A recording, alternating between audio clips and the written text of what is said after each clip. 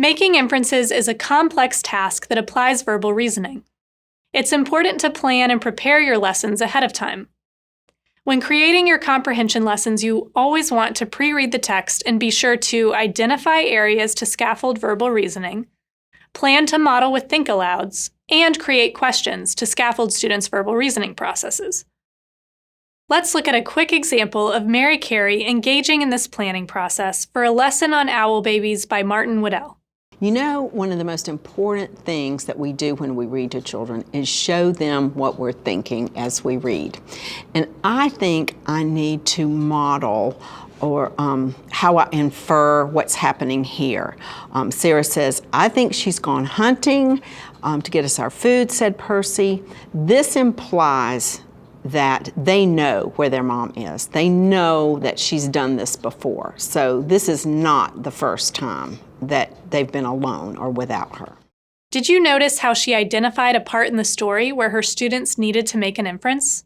She marked the area with a Post-it, so during her reading, she would stop and model her process of inferring with a think-aloud.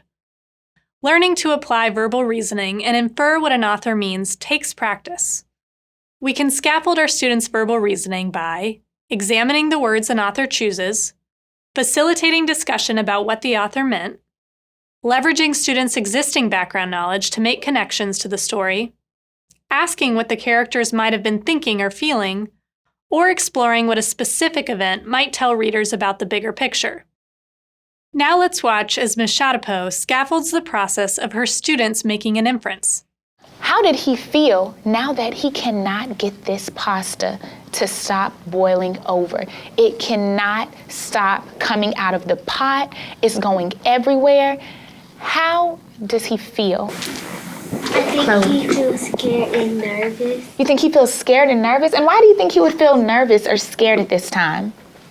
Darius? Because he's trying to make the boiling pot stop overflowing, but he can't. He's trying to make it stop overflowing, but he can't? Let me ask you a question.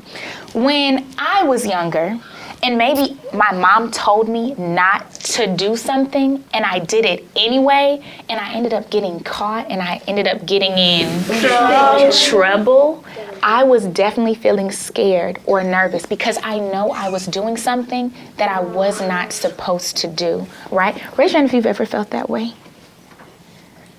Yeah? So maybe can we kind of relate to how Big Anthony might feel at this very moment? Because remember, was he ever supposed to touch that pot? No. And now it's a mess. It's everywhere, right? Awesome job. Kiss your brains. That was awesome.